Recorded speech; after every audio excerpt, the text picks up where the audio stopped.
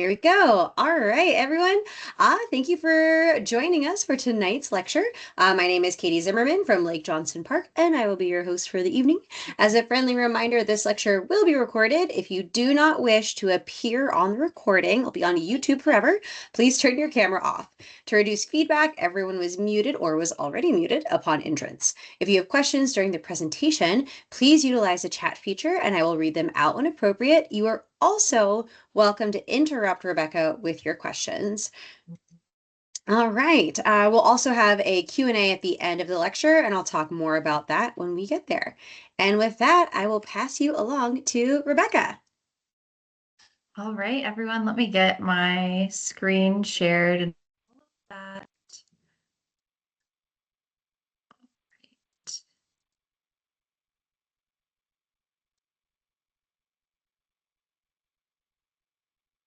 All right, everyone. Well, thanks for joining us tonight. I'm really looking forward to this. As Katie mentioned, my name is Rebecca. I work at Blue Jay Point and Green Hills County Parks. I will talk about those parks in a second. Tonight, what we're going to be doing is a birding by ear program. As mentioned, if you have any questions, please use the chat or feel free to raise your hand or even unmute yourself and interrupt me. I love having a discussion during programs. Just a housekeeping thing at the beginning, because this is birding by ear, I will be playing recordings. I can't promise that the audio won't be louder than my voice, so just be prepared. I'll give you a warning before I start playing things, but there may be some shrill bird sounds coming out of your computer. So if you have headphones in or anything like that, just be prepared to turn that volume down a little bit. Some of these birds have really high-pitched voices. But let me start out by introducing myself. So, like I said, I am Rebecca Wofford. I'm a park technician of education at Blue Jay Point and Green Hills County Parks. I included a map right here. So this is one of the somewhat confusing but amazing things about the Raleigh area is a lot of municipalities have parks. I work for Wake County Parks. My parks that I work at are in Raleigh, but I don't work for the city of Raleigh. So this map right here shows Wake County. It's our most populated county in North Carolina, and each of these pins is one of the parks here in Wake County. So if you are more central to Raleigh, if you're closer to the Lake Johnson area, maybe you've been to Yates Mill or Oakview. A lot of folks know of Lake Crabtree.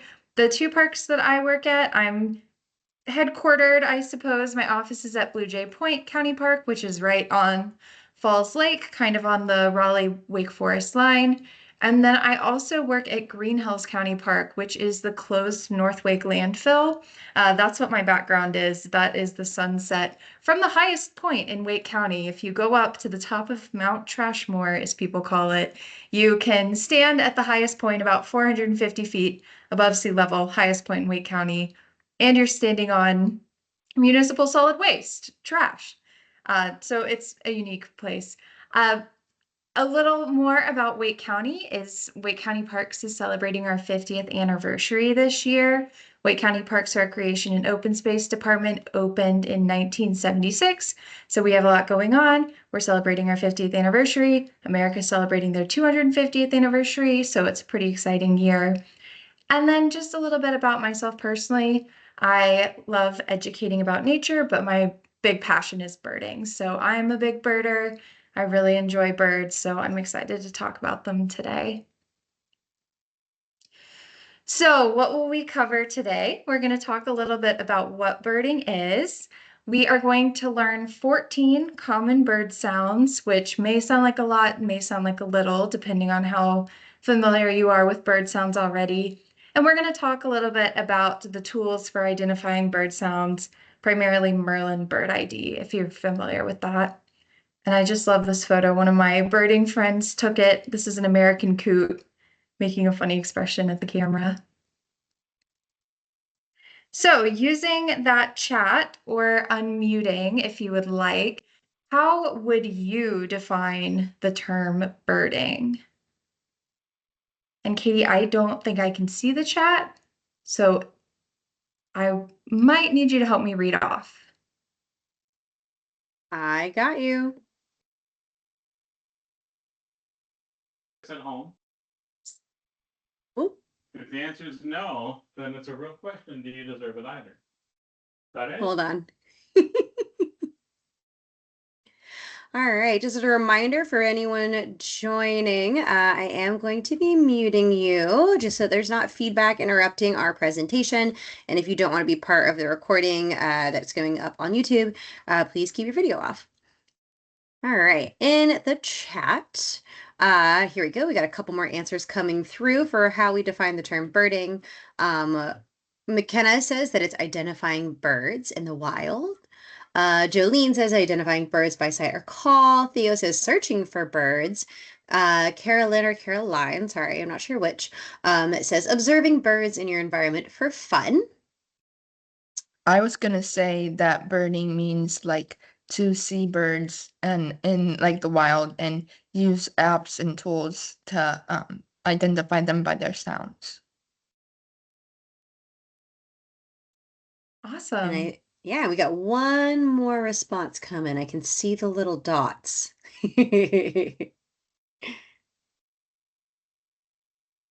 Oh, maybe not. I'll call it out if they change their mind. Perfect. Yes, so I would agree with all of those definitions. Birding is one of those things that it's hard to put a specific definition to it because it's different for different people. It's different on your abilities, your interests, how you like to do it. It can be something as simple as this photo over here on the left, being in a house or in a building and just observing the birds that are around you. It can be as extreme as the photo on the right, hiking up to the top of a coastal cliff at dawn, it looks like, bundled up so you can see all the seabirds that are coming off of the water. It can be anything in between. It's really what you make it. Observing birds, definitely recording that data can be a huge part of birding. It's not a requirement, but it's one of the really enjoyable parts. But the type of birding we're going to be talking about today is birding by ear. Birding by ear is going to be used in a lot of these different forms of birding. So even if you're sitting inside or if you're out on that cliff, you're probably going to be picking up some sounds. We can certainly all hear bird sounds if you've been woken up in the morning to that robin singing. With birds, they can be high up in trees, they can be camouflaged, they can be hard to see. So birding by ear, using their sounds is a great way to pick up more birds than just trying to look at them. There's a birding term for the spring, which is called warbler neck, which is in springtime, we have warblers, which migrate through. They like to be really, really high up at the top of the treetops, eating the little caterpillars and other insects that they can find. And the only way you can look at them is by craning your neck all the way up and trying super hard to see them. And then your neck starts hurting so bad. So birding by ear can help prevent that a little bit. It can add to the experience. I find that when I'm out on a walk looking for birds, I honestly probably pick up about 75% of them by hearing them versus just by seeing them. So we are going to go through some different bird sounds. Like I said, we have 14 different birds to discuss. I'm going to start out with some birds that we may recognize. Both we might recognize their pictures. We also might recognize their sounds. All the birds we're talking about today are common to the North Carolina Piedmont. So if you live in the Raleigh area, these birds are common to this area. There's at least one that's only here in the non-breeding season, so typically fall to spring, so mostly winter time. But I think the rest of the birds are all here year-round, so you'll likely be familiar with some of these. The first one that you'll see, and the way that this will work is you can see the bird that is in color, and you can also see over here on the left of your screen, you'll see the name of the bird. So we're going to listen to some sounds, see if you're familiar with them, and talk about those birds as well. So I'm going to play that first sound that can be a little bit loud from our red-shouldered hawk.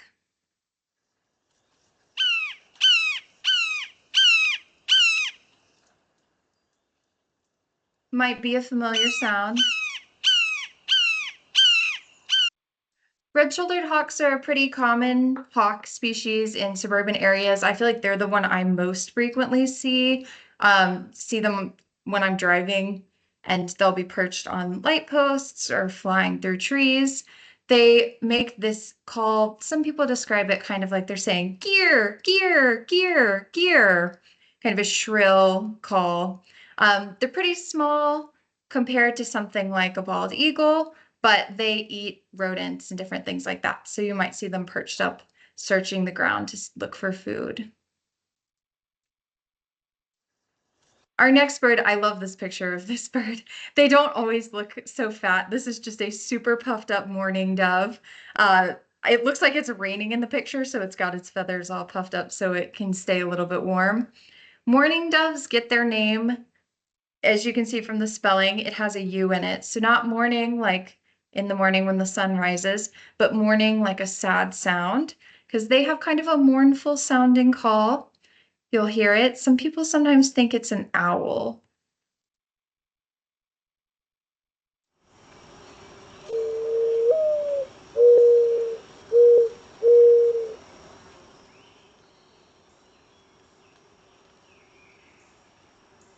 So that mournful ooh.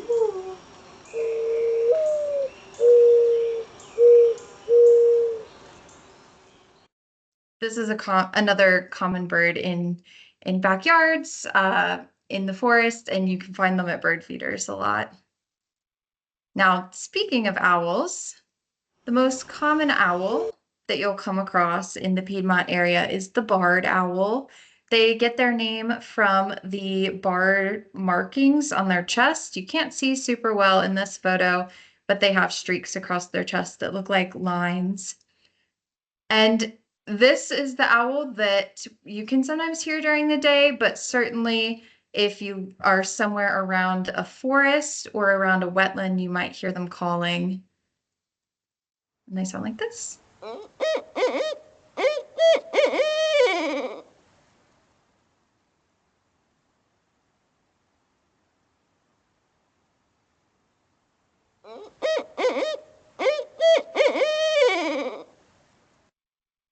They, uh, they, we're going to get a little bit into bird sounds that sound like phrases. If you're familiar with those, you may have heard for barred owls before. Their call kind of sounds like they're saying, "Who cooks for you? Who cooks for you all?" So I'm going to play that one again.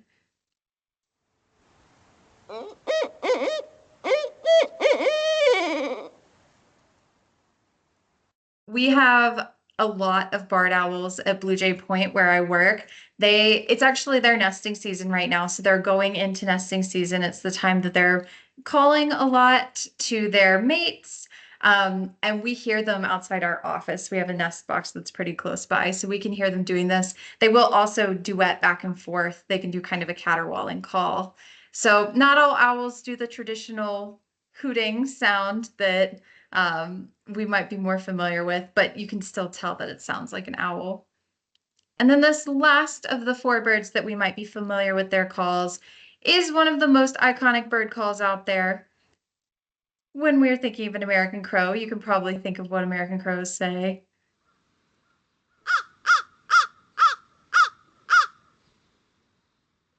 Caw, caw, caw. Now, we do have another type of crow in North Carolina, and that's not one that I'm going to cover today. It's called a fish crow. It looks very similar to an American crow. The best way to tell them apart is their sounds. Their sound is more nasally. It sounds more like uh-uh, uh-uh. So you can hear the difference from that traditional American crow, the cawing sound. Now, I alluded to this when I was talking about the barred owl, how its song or its call sounds like it's saying, "Who cooks for you? Who cooks for you all?" This is one of my favorite ways for how to learn bird sounds. This tool is called mnemonics. So mnemonics are when a sound sounds like the bird is saying some kind of phrase or some kind of word, or maybe even sounds like something else. This is a comic. When I first got into birds, the park that I worked at had this comic up on the walls, and it helped me learn my bird sounds. All of these birds occur in North Carolina at some point. Some of them just migrate through, like the warblers, the chestnut-sided, the yellow warbler, black-throated green, black-throated blue. They're mainly here through migration, springtime, fall. but some of the birds like the towhee occur year round. So this is a little graphic to show you some mnemonics. We're going to cover a couple of these birds today. And I have found for learning bird songs and bird calls that learning what their song sounds like, associating it with a human phrase or human words, makes it stick in my brain so much better. So all the rest of the birds that we're going to look at today are going to be ones that either say some kind of phrase, some kind of word, or sound like some human object. And you'll understand what I mean when I get to those birds. Also, I don't think I said it, but this comic is from Bird and Moon. They have really amazing nature comics. So Bird and Moon comics, I really recommend checking them out. I have another one in here later.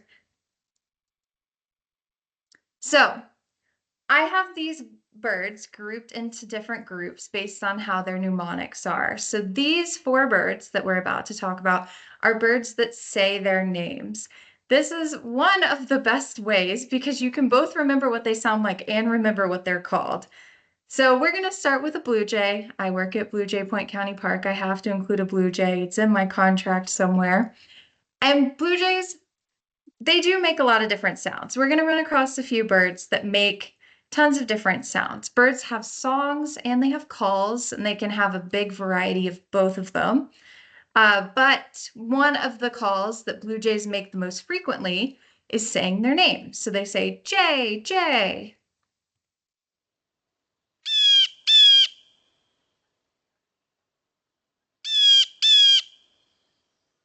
Very shrill. You can hear these a lot around bird feeders. They are a lot bigger than a lot of our other feeder birds. They will make these sounds to scare off the other birds. Something really cool that blue jays can do is they're very good mimics. They are in the corvid family, so they are in the same family as crows and ravens. So they're very, very smart birds. They're actually able to mimic other birds. And that red-shouldered hawk, the first bird that we listened to, hawks are predators to other birds. Blue jays can actually mimic red-shouldered hawk caws. So sometimes a blue jay will fly into somewhere like a bird feeder and then make a red-shouldered hawk caw, which scares off all the other birds. And then the blue jay can come and just eat as many peanuts and seeds and whatever it may want. So that can get a little tricky sometimes, because sometimes when you think you hear a red-shouldered hawk, you might actually be hearing a blue jay. But if you're hearing that jay, jay, that is definitely a blue jay that's calling. This next bird is an eastern phoebe. This is a bird that you find around water a lot. They like to hang around, they're insect eaters, but they like to hang around water. They nest on interesting places sometimes. I worked at a park that they would nest on the columns of our buildings. So we had phoebe nests all over. So we would hear them. And like the blue jay, the phoebes say their name. So they say Phoebe.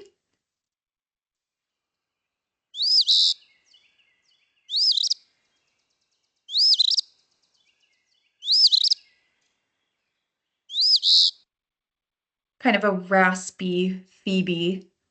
They also, the way that that one is sitting in the picture is a great way to identify it. They often sit like that and they'll bob their tails. So you can see their silhouette, see that bobbing tail. And then if you hear that Phoebe sound, you know that that's a Phoebe.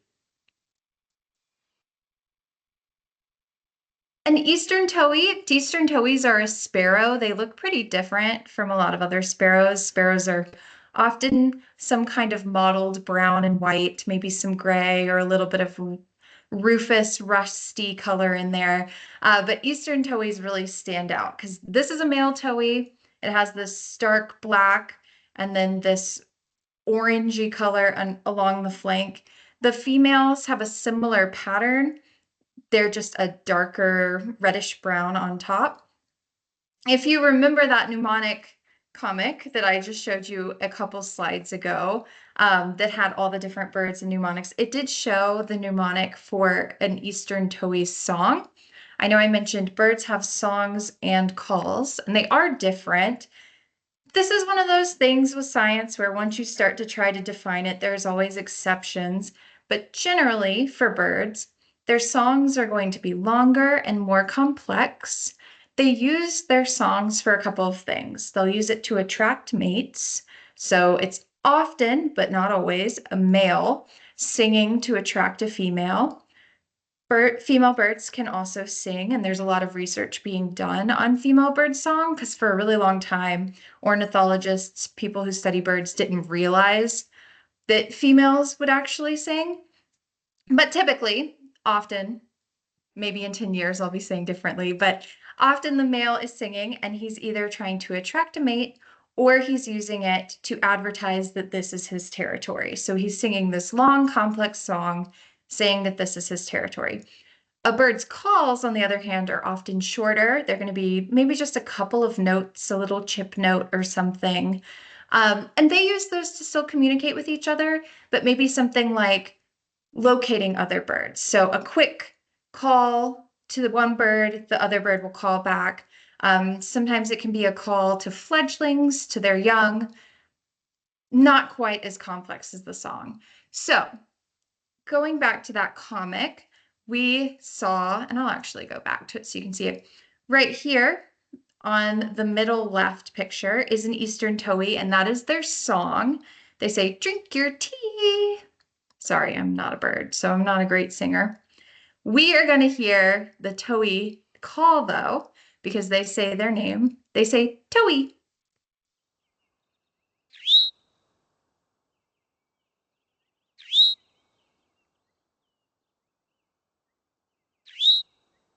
I hear this one all the time in my yard. Some of you may be familiar with it as well. And the last of the name-saying bird is a classic bird. If you're someone who enjoys watching bird feeders, the Carolina chickadee, named for one of the Carolinas, not sure which one. Carolina chickadees, like blue jays, have a lot of different songs and a lot of different calls. They make lots of different noises. But the classic chickadee song, they do say their name. They say chickadee. You can hear that here.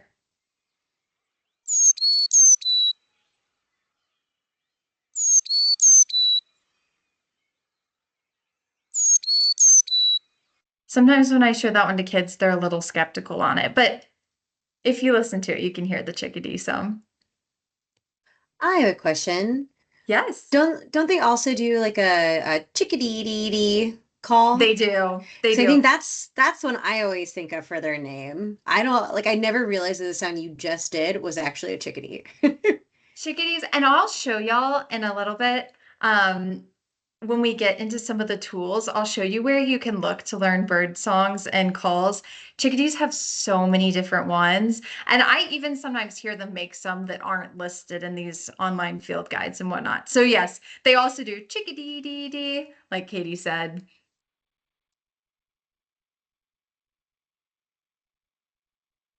Our next little group of mnemonics are our word sayers. So we were just listening to birds that say their name, so they're probably named after the sound that they make.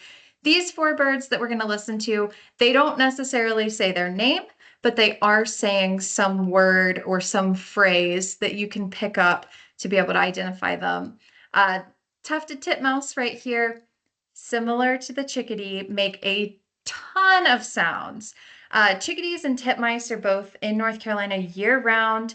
They're very, very common. And if you hear a bird making a crazy sound that you don't know what it is, it might be a chickadee or a titmouse or one of the birds we're going to talk about in a little bit. Chickadees and titmice are both really small birds, but they do a behavior called mobbing, where if they perceive some type of threat or something, they will come in toward it. They will make a bunch of noise. It's basically saying, "I see you, I know you're here, I'm not scared of you." And they'll get very dramatic, and that behavior will call in other birds, and it will cause this whole cacophony. And these chickadee and titmice are just making all different sounds. But the song of the titmouse is the one that we hear that word. So when it is time for them to call for a mate, or when they're advertising that they have a territory, they will say, "Peter, Peter."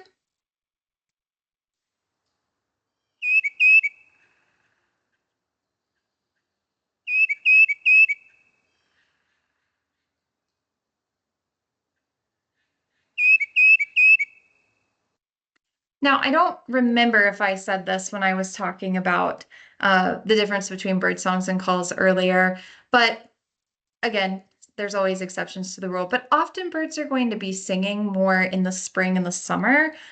Most songbirds, so these smaller birds, their breeding season is going to be from about March to August. They're going to be advertising those territories and searching for mates then. So you hear the songs a lot more frequently in the spring and summer. You can definitely still hear them making these songs in the winter, though. I heard a titmouse saying Peter, Peter yesterday when I was out hiking at Jordan Lake. So you can certainly hear them, but as we go into spring, even though today it feels so far away with how cold it is, uh, you may start hearing these songs more from things like titmice. American goldfinch are another iconic bird. There's a lot of the really well-known iconic birds in here. Uh, we mentioned with songs and calls that they are different.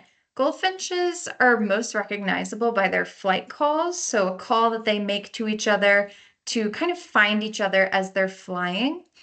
They can fly in small flocks occasionally, and their flight call sounds like they're saying, potato chip, potato chip. So see if you can hear that one.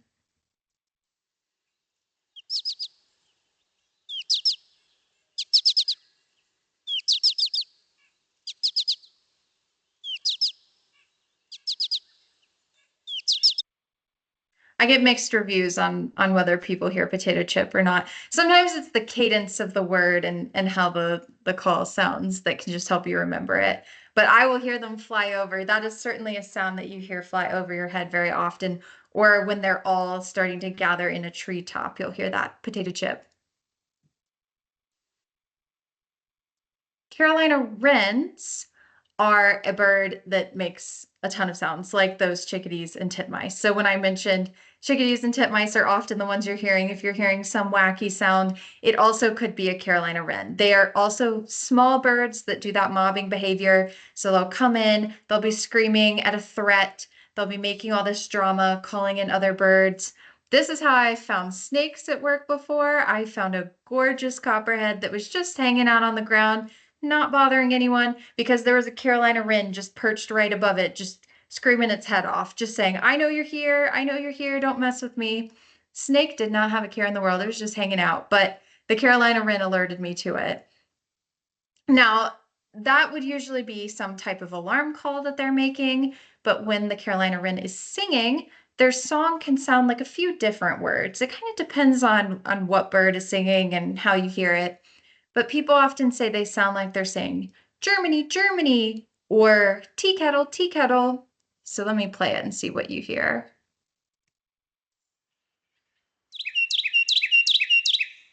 I hear Germany for this one. Germany, Germany, Germany, Germany.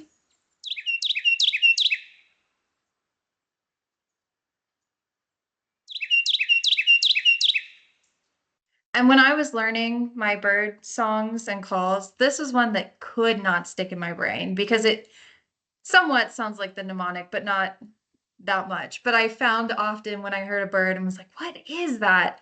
It would be the Carolina wren. The last of the word saying birds I'm going to share here today is the white-throated sparrow. This is one of the birds that's only here in non-breeding season. So it starts showing up in the fall. It's here for the winter time, and they will be migrating away, migrating up north in the spring. They are a beautiful sparrow. Sparrows, like I said, are often some kind of mix of brown and white, maybe some gray and some red. They have a white throat, as their name suggests, and they can have these yellow lures on the top of their eye. They're really striking when you see them hopping around, usually in some brush or bushes. Now, as I mentioned, most birds will sing more into breeding season, and white-throated sparrows are here for their non-breeding season. But as we start going into the spring, they'll start practicing, start singing as they're preparing to migrate north. And you might hear them singing. I've already heard a couple singing occasionally in this wintertime too. But their song sounds like they are singing, Oh, sweet Canada, Canada, Canada. So let's see if you hear that one.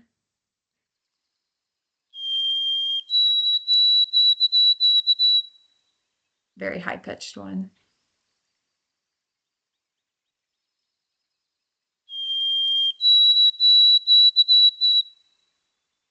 Or I have heard some birders say that they're saying, poor old Sam Peabody, Peabody, Peabody, but I like the Canada one a little bit better.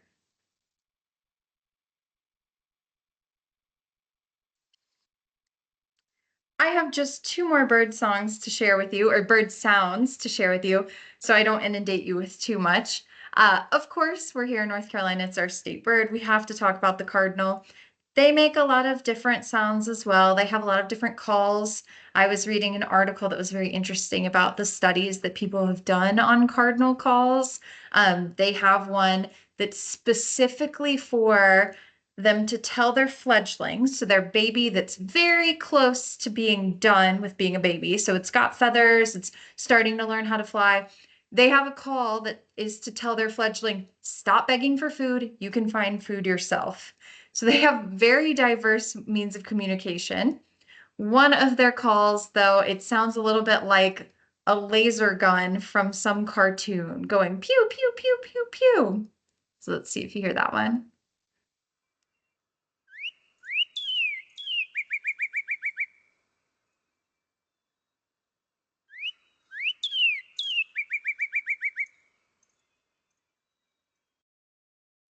That is a bird that you hear so frequently that as someone who birds by ear, I often end up kind of zoning them out. I'll forget to even listen for them because they're so constant. You hear their chipping sounds or that sound that's like pew pew, and I'll be making my bird list and think, oh yeah, I have been hearing cardinals this whole time. The last bird that I'm going to finish with for our sound portion, I have to end with my favorite bird. This is a brown-headed nuthatch. Hopefully some of you are familiar with this bird. This is such an amazing bird. It is a southeast endemic species, so that means it only occurs in the southeastern part of the US. Uh, no hate to the cardinal, but I do think that it should be our state bird. Brown-headed nuthatches, they prefer pine forests. You can find them around a lot of pine trees. They eat nutches. They eat nuts and they will hatch them. So they will hide them away in tree bark or different places like that. They're pretty small. They walk head first down the tree to search for those nuts and seeds and things like that. And like I said, they like pine trees. So they're often up very high. And it sounds just like there is a dog squeaky toy or a rubber duck up in that tree. So listen to the brown-headed nuthatch.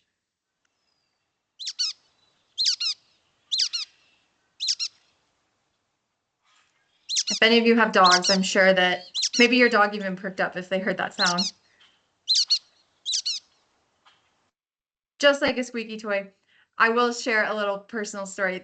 There is a term in the birding world called a spark bird, and that is the bird that got you interested in birding. So that got you interested in the hobby, made you want to learn more.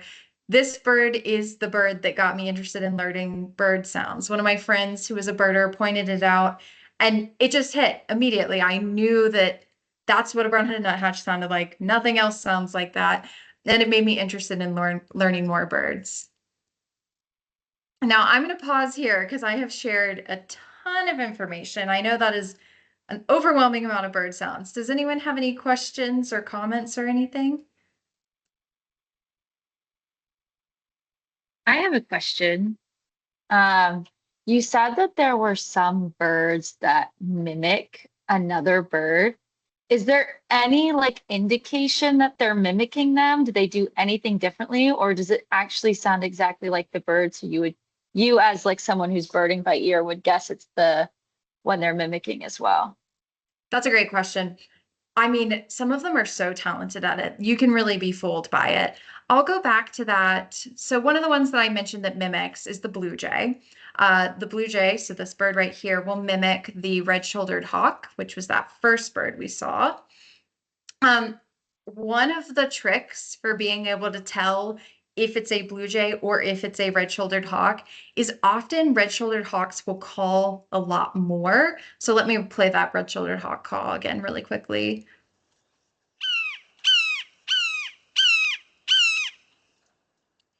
you hear how it made that gear, gear, gear, gear a lot of times, and they'll even go longer.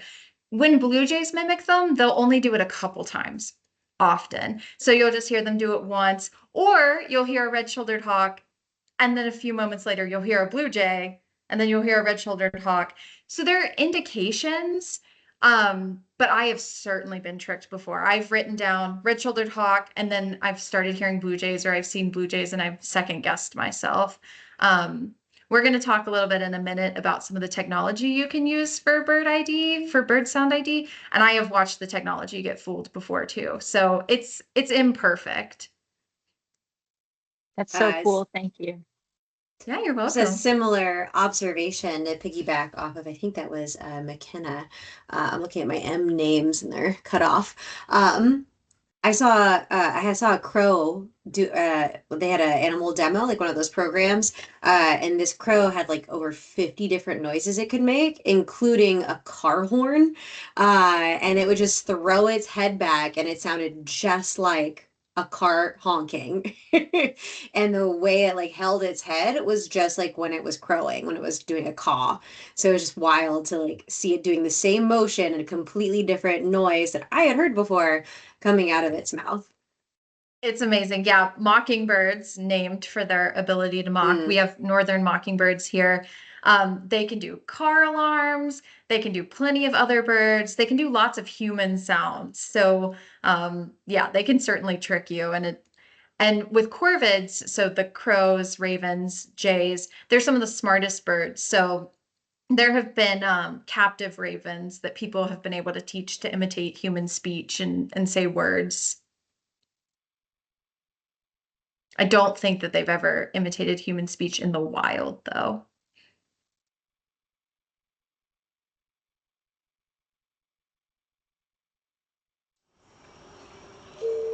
Oops. All right, I'm going to jump on to our last little section of this to talk about tools. I know I can't see the chat, but if anyone has heard of Merlin Bird ID or used Merlin Bird ID, go ahead and say in the chat that you have. This is an amazing tool that has gotten a lot of people into birding.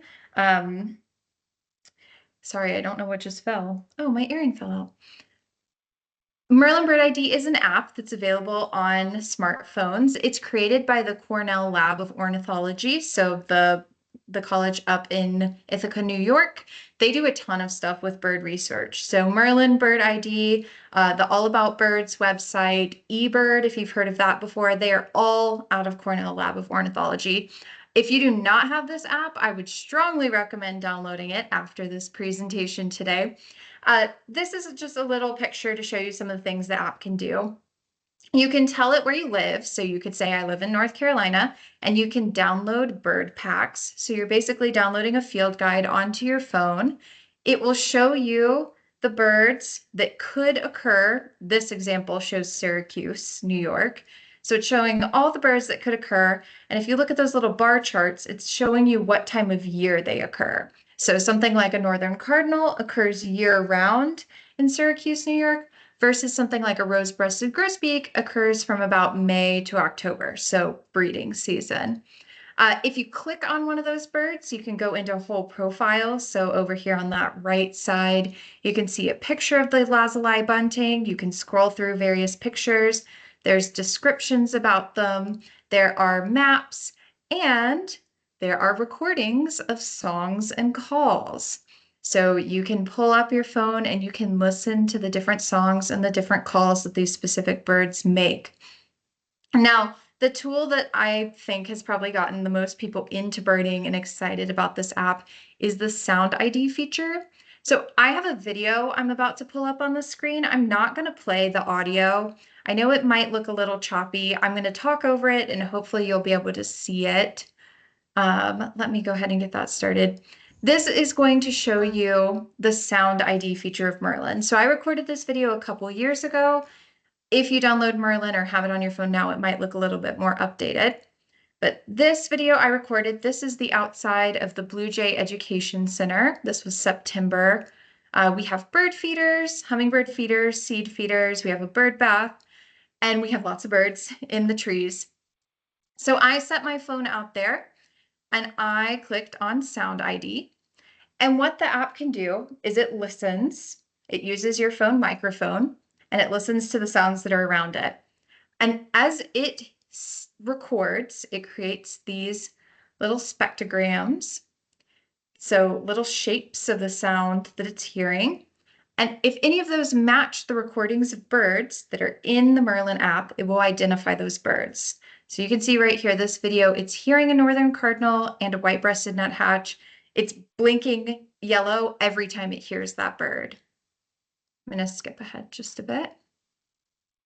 So I paused here, I stopped recording, and my Merlin Bird ID app, while it was sitting there for just a little bit, it identified 6 different birds by sound for me. So it heard a northern cardinal, a white-breasted nuthatch, Carolina chickadee, American goldfinch, ruby-throated hummingbird, and tufted titmouse. 4 of those we covered today. Now, I will say when I did this recording, I heard a bird that my phone did not. Phone speakers aren't the most amazing in the world, so it's that microphone is trying to pick up what it can pick up. But Blue Jay Point, where I work, is right underneath a pathway for the airport. So we have planes flying over all the time. You can hear cars, you can hear leaf blowers. So that microphone wasn't able to pick up every single bird that I heard, but it picked up most of them. Now, of course, I'm sure we all kind of are familiar with hearing this right now. We're living in the world of artificial intelligence, and this is a type of AI that's working for us. And we know that AI is not always perfect. So there are a couple ways that we can check to make sure that this app actually works. I'm going to skip ahead just a bit. So I can click on a bird. So I clicked on Northern Cardinal, and it jumped to where the Northern Cardinal was heard in the recording. So then I can actually play and listen back to my recording to hear, does that sound like a Northern Cardinal? If I don't remember what a Northern Cardinal sounds like, or if I can't remember the 18 different calls and songs that a Northern Cardinal makes, I can actually click on the Northern Cardinal section and Merlin will open up to all the songs and calls that it has saved in the field guide so that I can listen to the songs and calls and I can listen to what's recorded in Merlin, I can listen to what I recorded, and I can compare them to see if they're actually accurate. The app has some cool features in being able to make a life list, so actually save what birds you've heard and you can click through. If you use eBird, which is a tool that Cornell has created as well, that's another way that you can log the birds that you've heard. But I highly recommend trying out Merlin if you haven't, because I know I have a lot of friends who do not claim to be birders, but they'll make their coffee, they'll go sit on their back deck in the morning, they'll just have Merlin sitting there recording while they're sitting out there, and it will just tell them all the different birds that they're hearing. And even though I know a lot of bird calls myself, there are certainly times that I hear things that I'm not sure what they are, and I'll pull out Merlin and get it to listen for me and see if my phone can help me figure out what I'm hearing. I'm going to pause there. Well, actually, I think my next slide is, oh, here's another picture of Merlin. Yeah, here's a closer picture where you can see that it was recording a red-winged blackbird, a very well-named bird, a blackbird with red wings. Well, the male, the female doesn't have red wings and it's not black, but it heard a red-winged blackbird, so it's indicating that was the bird that it heard. Are there any questions about Merlin or anything else that we have talked about today?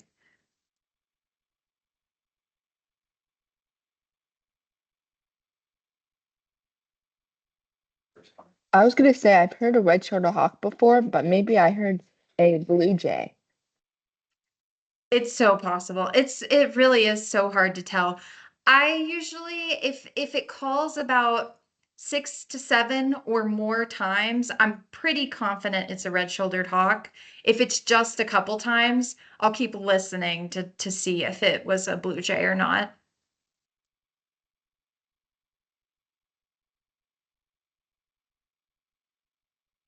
Where did you learn all of the mnemonics? Like, where was there like a good resource for like just finding like a list of mnemonics? Yes, good question. Can y'all see my screen when I switch over here? That looks good for me. Okay. So a few different ways. I do have a list. I meant to ask you this earlier, Katie. I actually have a list of mnemonics that I can share with you if you want to share with the participants. That is a lot of the common mnemonics in Wake County. Another way that you can learn, this is another website by Cornell, so allaboutbirds.org. If I were to look up a bird like, let me think of one we didn't cover today. Ooh, like a gray catbird. So I can just search gray catbird and I click on sounds. It has descriptions of the sounds. So this is very similar to what you'll see when you're in the Merlin Field Guide, but it gives me some descriptions. So a gray catbird sounds like it's a cat. It's going meow like this. So just playing around on Merlin and the All About Birds website is where I've also learned some bird calls. Or if you use Merlin to record, it picks up a bird, then you can click into it to learn more about what the bird call sounds like. Because sometimes I don't hear it until I read what it sounds like.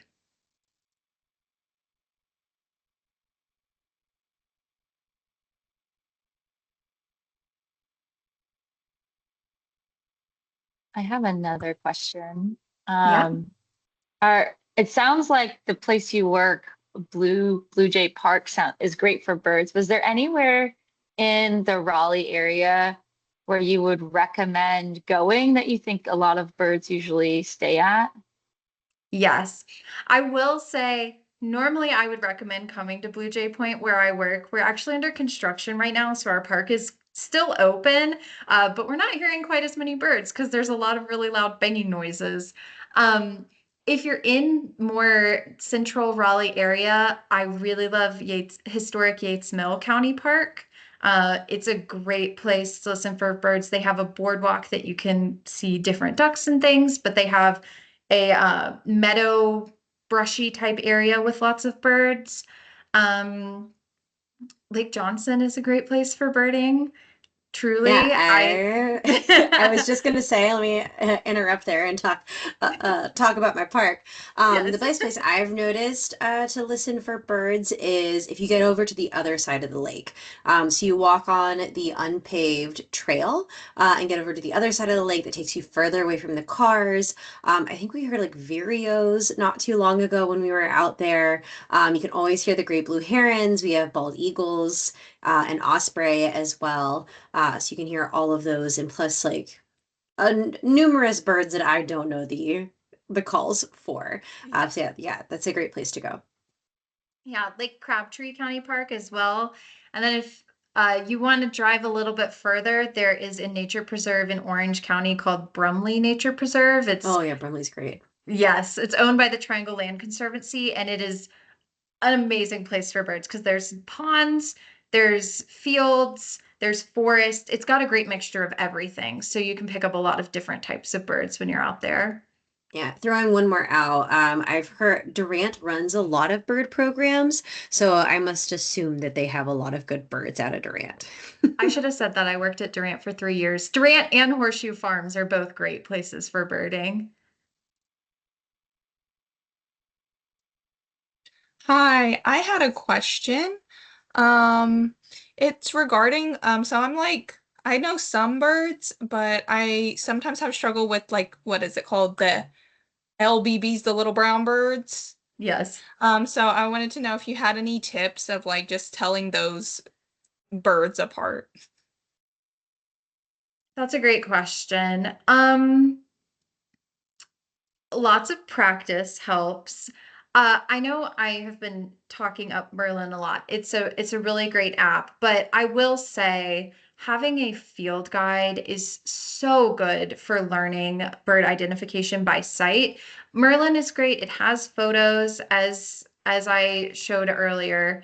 It has these pages with photos, but actually having a field guide that has the plates that shows multiple similar birds and points out the differences between those similar birds, size difference, pattern difference, beak size, things like that.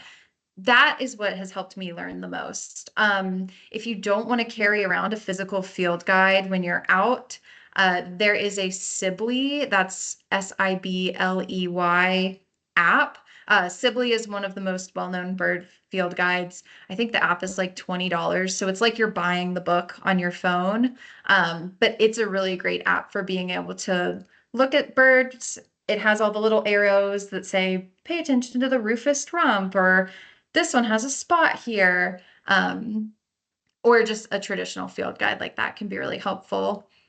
If you want to get really nerdy, I can show you how nerdy I am real quick. eBird, which is the website also run by Cornell Lab of Ornithology. You can create an account. You can log the birds that you've observed. This is my eBird account. They have an explore feature where you can take photo and sound quizzes, and you can tell them, I'm going to Japan in a couple months. So I'm telling them I'm going to Kyoto, Japan, March 27th, and you can take a quiz. It will pull up bird photos and you can guess what the birds are. And then if you don't know what the bird is, you can click something, click the little information, and you can learn more about that bird. That's when you're getting really nerdy. No, thank you. I think I might go do that later. It's so fun. I'm also going to go ahead, I'm going to drop a link in the chat real quick here. Last January, I don't know if anyone here remember, some of y'all were, I think, at that lecture. But or if you're familiar with Chris Goforth, who is also an avid birder, and she did a Birding 101 lecture on this series at about the same time last year. I think I shared the link directly to that video, and she goes over birding by sight, looking at the silhouettes, doing quick color matches, things like that. It's a really good walkthrough of just a short rundown of how to do it. Chris is amazing.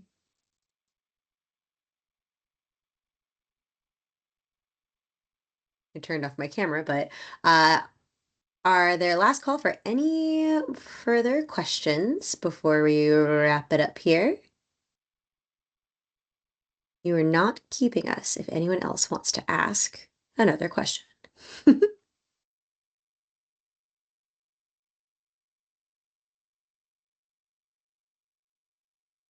All right. Well then, in that case, thank you everyone for joining us tonight. Rebecca, thank you for presenting. I know I learned a lot. There were some sounds that I heard today that I said, oh, that's what that is.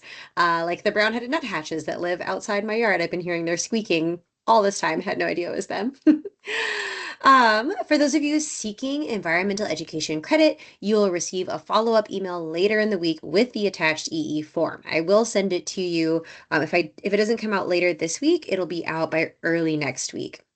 We'll also be making this recording available on our Environmental Lecture Series YouTube playlist. That's what I just linked now, and I'll put a link to it in that same email with the EE lecture form.